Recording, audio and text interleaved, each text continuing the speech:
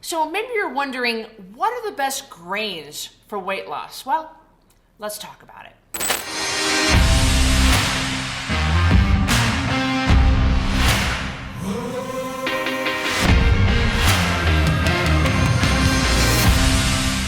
I'm Christy Code Red, author, entrepreneur, retired professional boxer, and I created a nutrition program that enables people to lose 10% of their body weight every month without shakes, pills, diet foods, or exercise. I've been in this industry 26 years. My goodness, I'm dating myself, but I've seen every kind of diet come and go. I know it works, and more importantly, I know it doesn't. So in this video, let's talk about the side effects of grains and what it's doing to your body the moment you swallow it. And then we'll cover, well, what are the best foods for weight loss? Because my clients lose 10% of their body weight every month without shakes, pills, diet foods, or exercise. What are they eating? So it's a little bit of a controversial subject when you talk about brown rice versus white rice and which one's better and which one's healthier. Everybody automatically thinks that brown rice is healthier. But can I tell you that when you're losing weight, neither one of them are healthy? A spoiler alert, no, they're not. And why is that? First of all, the grains that we're eating nowadays, they're not the same grains from when Jesus was walking the planet 2,000 years ago, or even when your grandparents were coming up 100 years ago. Things have changed over the years. We subsidize the grain industry in this country. So we're overproducing grains. There's 7.5 billion people on this planet, but yet we're producing enough grains for 10 billion people on this planet. Well, what are we doing with that extra grain? We're putting it in everything. We're putting wheat in supplements and shampoo and makeup. It's in everything. And we're becoming overexposed to it. And now our bodies are producing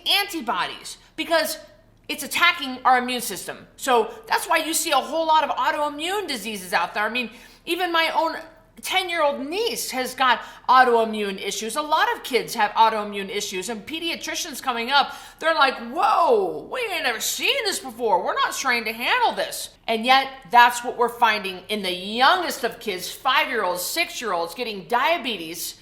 And a lot of it has to do with grains. So what are the best grains for weight loss?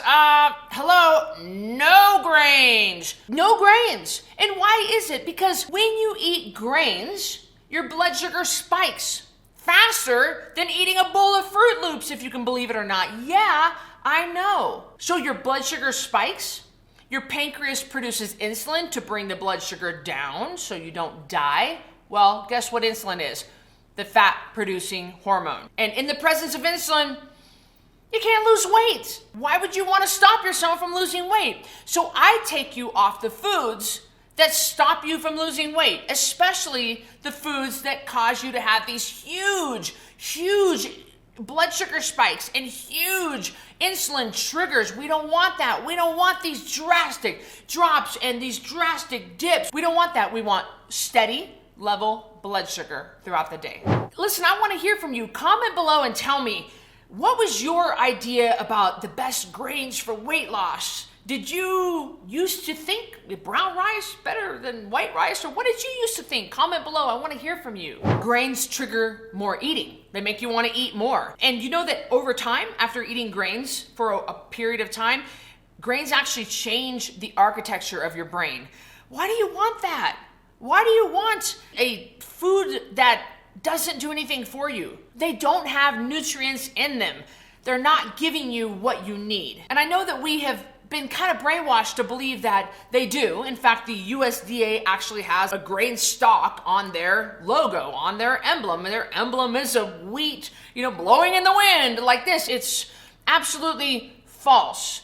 What's really happening in your body when you eat grains, it's not happy, it's not natural, it's not. It used to be, but not anymore. So let me address the fiber question. Well, grains have fiber. We need that fiber. I would argue that you can get just as much fiber or more in Brussels sprouts or broccoli or some other vegetable, squash, and you don't have to deal with the massive blood sugar spike. So in my mind, the fiber in grains is not enough to undo the damage of the major blood sugar spike and the major insulin that it's gonna trigger. A lot of you guys don't know this because I don't really talk about it too much, but from September 2007 to September 2008, 1 full year, I was vegan. And I didn't do it for ethical reasons. Look, I'm a farmer's daughter. I have been hunting. I don't have a problem eating meat or eating animals. It's just, I wanted to try it out. I wanted to see what everybody was talking about. So I think it's best if I try things out myself. And that way, when I come to you with my opinion, you know I've actually done it. Well, guess what, guys? I was absolutely miserable. Taking all the animal products out of my diet didn't leave me with a whole lot of options. And therefore, I had to supplement with a lot of grains. I had headaches all the time. I had IBS. I was on medication for IBS. My hands hurt, my knees hurt, my vision was blurry. I was fatigued.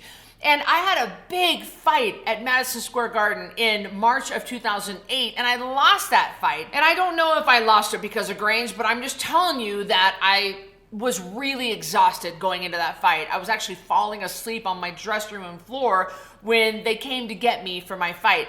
And I didn't feel good. I certainly didn't feel good like I feel right now. So I've been down that road of having a heavy grain-based diet, and I gotta tell you, I felt like crap. And listen, if you like this video or any of my videos, not only subscribe, but share this video. Listen, don't try to argue with your friends, your family, your pastor's wife, your mailman.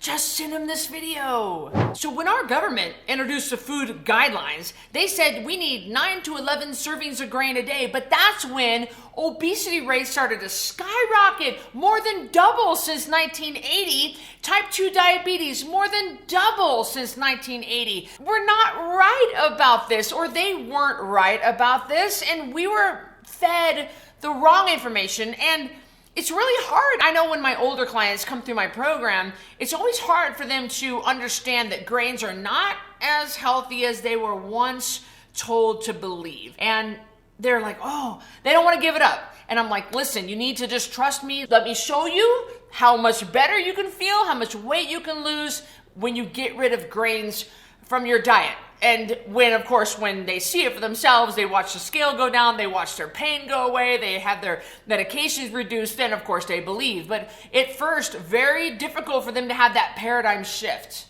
During the 10-pound takedown challenge, I will teach you more about grains, and we'll learn the nature of the trap. We'll learn what you've been brainwashed to believe is not really the truth. And I'll back it up with science, data, and research. We'll back it up with documentaries and books to read and homework for you. The 10-pound takedown challenge is a great way to not only lose 10 pounds during 30 days with very simple rules, but learn and unlearn what we've been brainwashed to believe. So click the link below to learn more about the challenge. I'll see you on the next video.